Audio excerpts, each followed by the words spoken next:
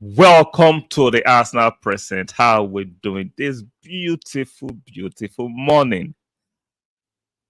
I get it. The apprehension levels are kind of high. One more game for Arsenal, two more games for Manchester City. We Spurs do us a favor, which I doubt. Can West Ham do it? It's not impossible. So yeah, I understand. I understand the apprehension. I understand the anxiety of some sort. But guess what? We keep believing till the end.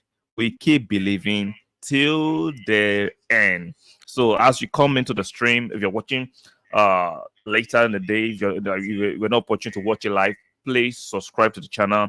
Very, very important to strike a like button. The like button, I don't know why a lot of you are being miserly and stingy about the like button. Strike the like button. It doesn't cost you anything to strike the like button. Strike the like button, subscribe, and make sure you turn on your notification bell. I'm excited. I'm happy. If you decide to be otherwise, that's on you. That's on you. The team has given us memorable moments this season. They have done their best. Could have done better. In some cases, it happened that you don't have the internal audacity or the right to win all the time. It happens. Competing against the likes of Man City, who have been consistent for the last 10 years, who have built a massive juggernaut of a brand of a team, it takes some time for you to usurp them, and eventually we'll do that. Eventually, Arsenal will usurp the team. Look at the trajectory of Arsenal Football Club and look at the trajectory of Man City. Which one looks better objectively? Like, come on, man. Which one looks better objectively? So, if you're feeling sad or you are being riled up by the content creators, that so-called Arsenal fans who are content creators who are actually pushing certain agenda that it's not good enough, we should be winning the league. That's on you. If you can't think for yourself, if you cannot logically look at the team, apply the right context, go there and watch those channels. Go there and all of you can actually bring your kids, all kinds of kids that all of you can do your EDD inclusive nonsense, the shenanigans. Do it there because any adult with a brain can look at this team and say, even though if we don't win it, because there's a possibility we don't win it, you can still give kudos to the team, plaudits to the team for a fierce competition with Man City. We've given Man City a run for their money. The same team they told us after we competed for the Gila last season that they can't do it again. It was just pure luck. Is it still luck? Same team we were told, we bottled it. It's not Saliba. No, we bottled it. Now that Saliba has played 37 games, have we seen the difference you could have made last season? So if you are still asking those questions, or if Ateta don't win this year, I don't win it next year, what should we do? Like I said, that's a bad-fitted question. I'm not answering dumbass questions. If you cannot look at the trajectory of this team, look at Mikel Arteta, his achievement, and said we're on the right track, we're on the right path, the trajectory is looking fantastic. I can't help you. I can't help you. I can't. It is what it is. I can't help you. Now, let's look at the league table real quick. The league table is like this. Arsenal has played 37 games, 27 wins. 27 wins. Arteta and his coaching staff have broken the Arsenal record. The highest win by the Arsenal team in their history is 26 wins, which was held by the Invincibles. 26 wins. Now we have 27 wins. We could actually make it 28 against Everton. I believe we'll make it 28 against Everton. And you're still telling me, you're still doubting the trajectory and still doubting Mikel Arteta. I can't help you. No one can help you. You just want to remain dysfunction. You just want to be a contrarian. You just want to have something to argue and cry about. I can't help you with that. Jog on. Jog the F on. I can't help you with that. So, Man City have played 36 games, 26 wins. Let's see. They play Spurs tomorrow. Is it tomorrow or Wednesday? We'll find out. Let's see whether Spurs can be professional. Let's see whether Spurs would decide not to bring the game to disrepute. I would like to see Spurs compete. Now, if they get beaten objectively, that's fair. But for them to just go there tomorrow and be lackadaisical and allow Man City to just beat them, I doubt Postecoglou and I doubt the sports team will go that route. I understand the fans yearning and crying that no, we cannot allow that. Let's lose deliberately so that Arsenal don't win the league. The fans can have their say. They have the right to waffle and talk the crap they want to talk. But I don't expect professional footballers to just allow themselves to be battered at home and to be disgraced. So I'm expecting a decent game. Like I said in the beginning of this stream, there's still a chance that we don't win. But until the end, we keep supporting the team and let's see where it takes us.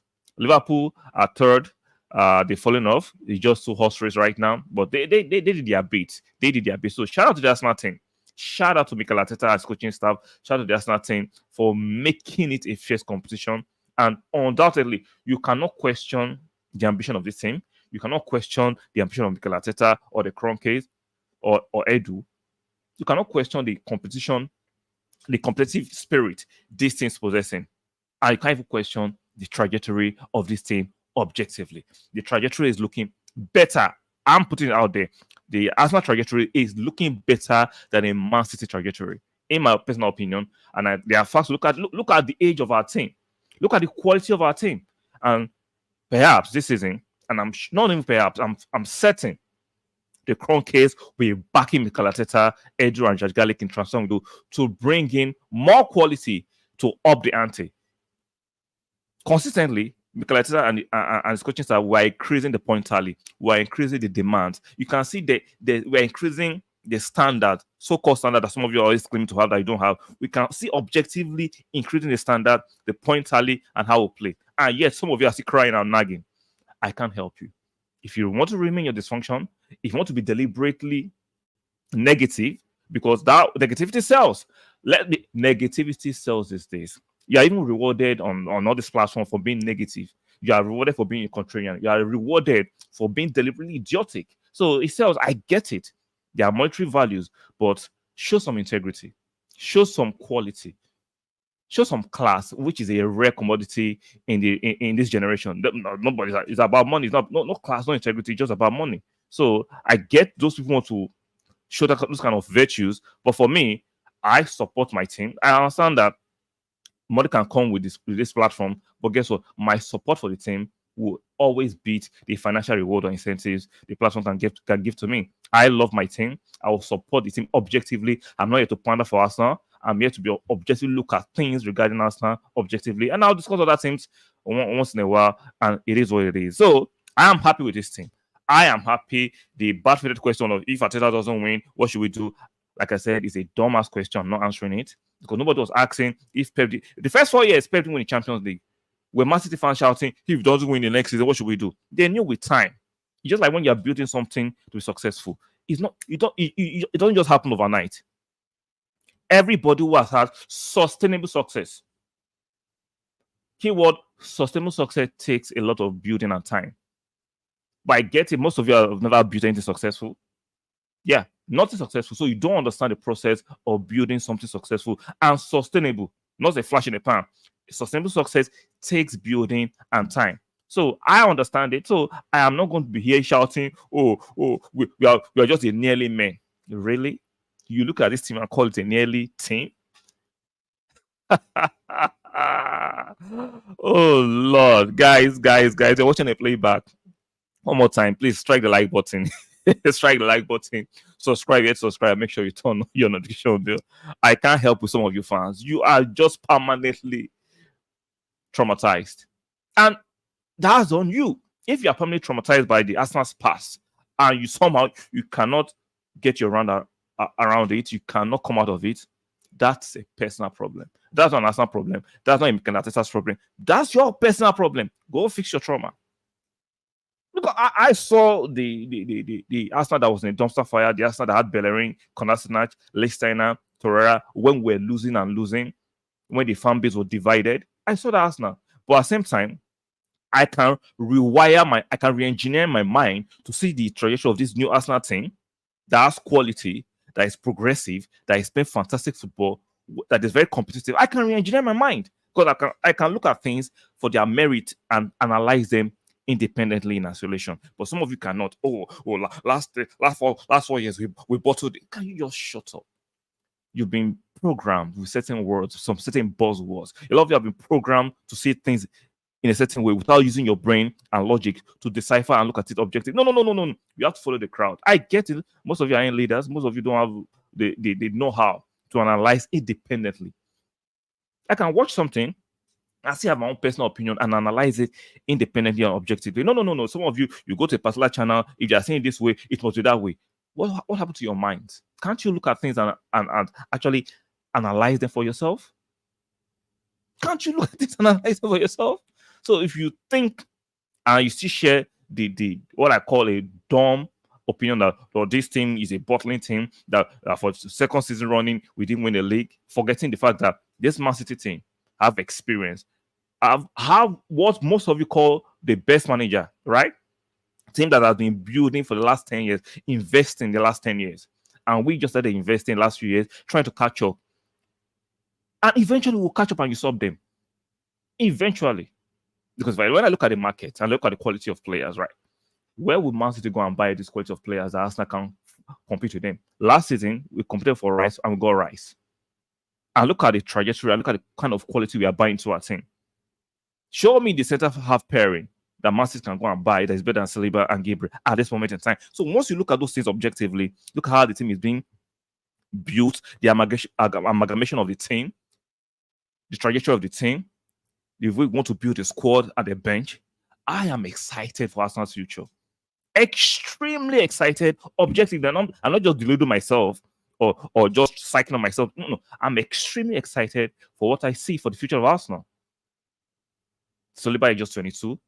Gabriel's 26 in his future, in his prime. We're about to time that to a new contract. All our key players have been tied to extensive new contract, and they're happy with the trajectory of the squad, and they are happy with the ambition of of Arsenal. They're trying to leave. Kai is just 24. A lot of you didn't rate him. I rated him. I saw the quality when he was brought in, and Kai is just 24. Kai, a lot of you are forgetting that Kai is just 24, and he just played his first season at Arsenal. You can imagine what Kai will turn to next season. Or the guy is just 25, ushering into his prime. You can imagine what Odegaard will turn into next season. Declan Rice, I might not rate his offensive attributes, but his defensive attributes are improving. You can imagine what he will turn into the next few years. We'll still bring in 3 to 4 marquee players. Raya, fantastic goalkeeper. Like, the team is being built in an image that we can compete for the next 5 years at the highest level. And I expect us to win trophies in the next 5 years. The Champions League inclusive. So why are you complaining? Why are you yapping? What is your problem? What is your problem? No. What is your problem? No, I would love to know. Like, guys, let me know why people just fear for the worst. For this man, the joy, the elation he has brought back to this team, the competitiveness he has brought back to this team, the stability, the discipline he has brought back to this team that was not there in the last 4 to 5 years.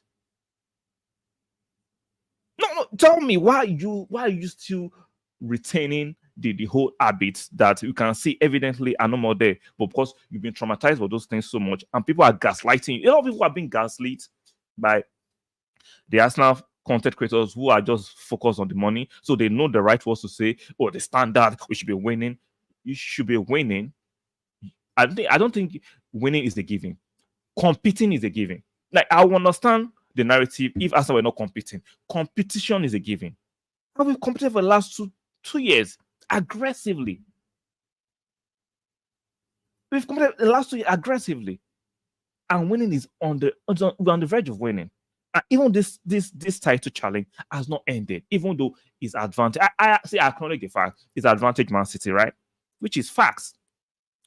But 2 more games for Man City, 1 more game for Arsenal. I've seen stranger things, my guys.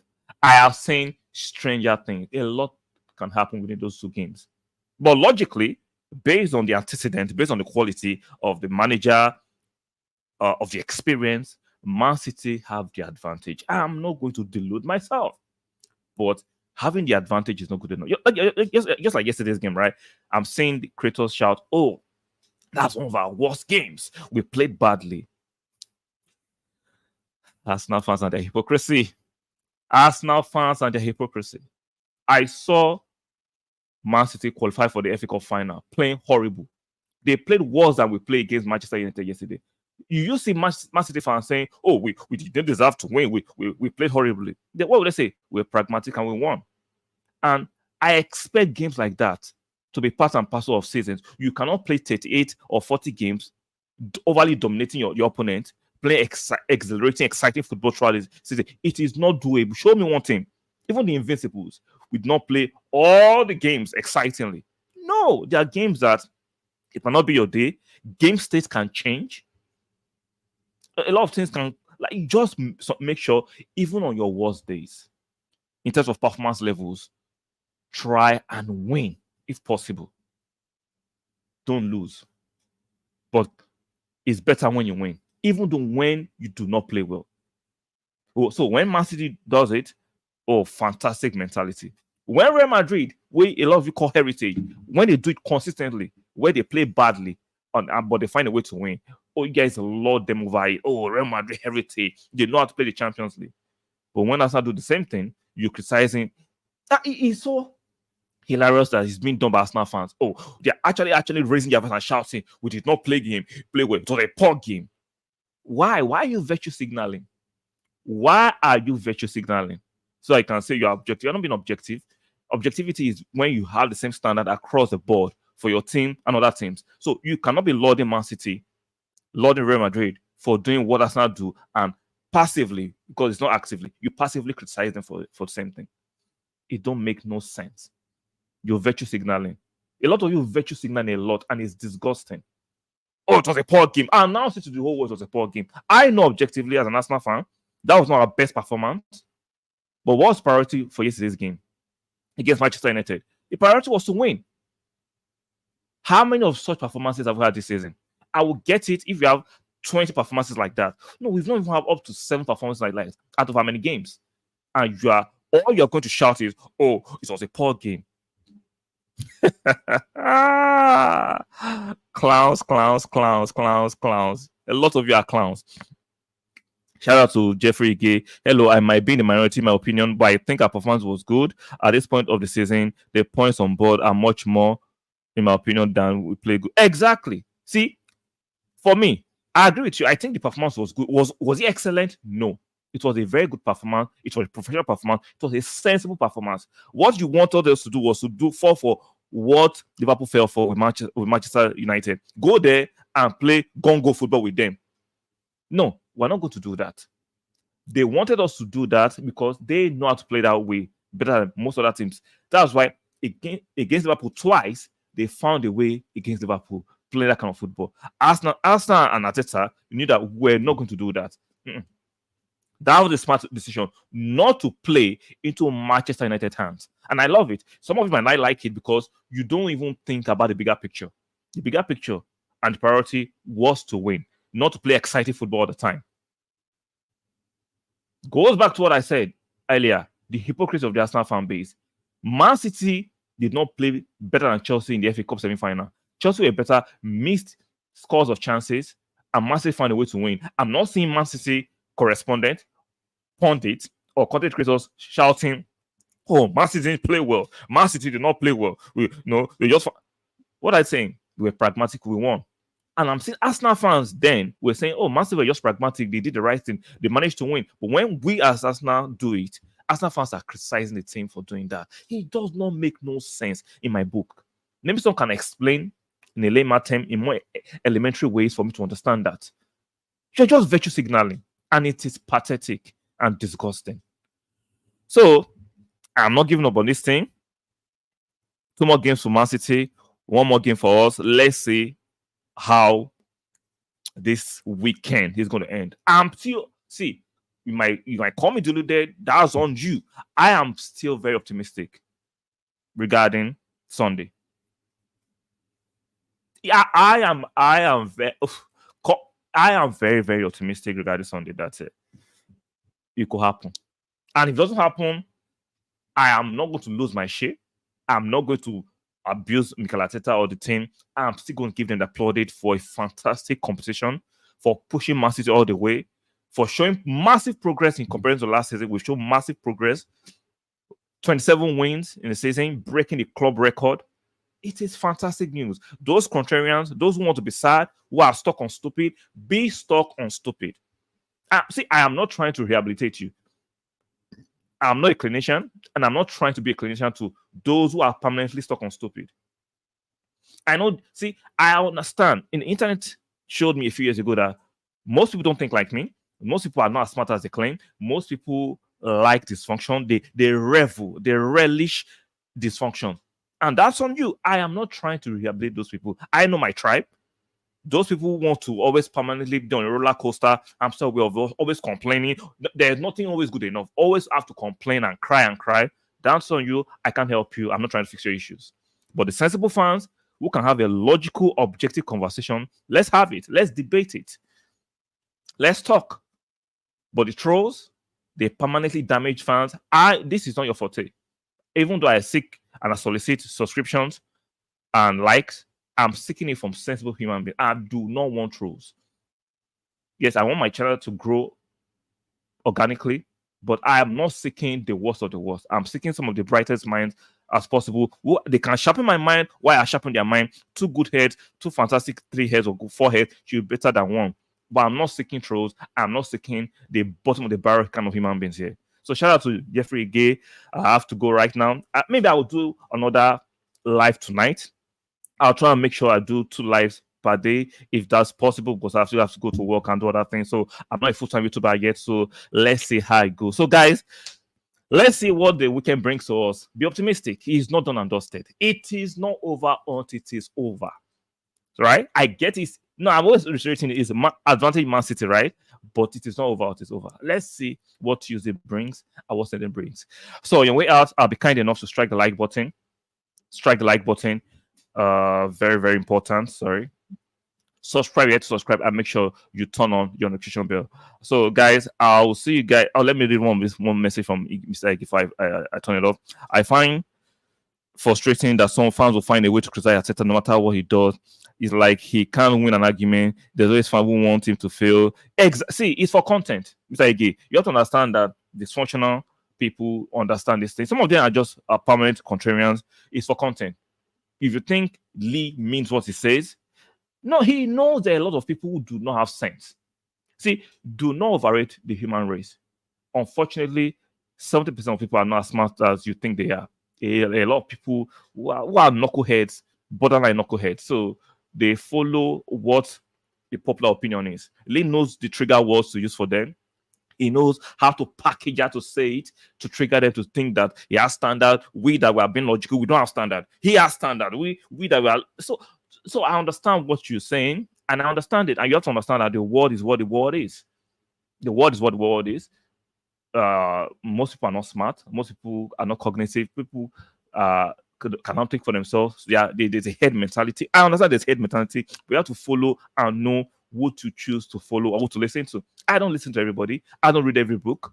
I try to save the books I read, the people I listen to, because the more you listen to certain things or list certain things, it impacts your psyche. So, Mr. Ige, don't be frustrated. Just understand the world and know how to navigate the world, and the world will be your oyster. So, guys, like the video on your way out. You are watching the playback. Subscribe yet to subscribe, and make sure you turn on your notification. And I'll see you guys on the next one. Bye for now.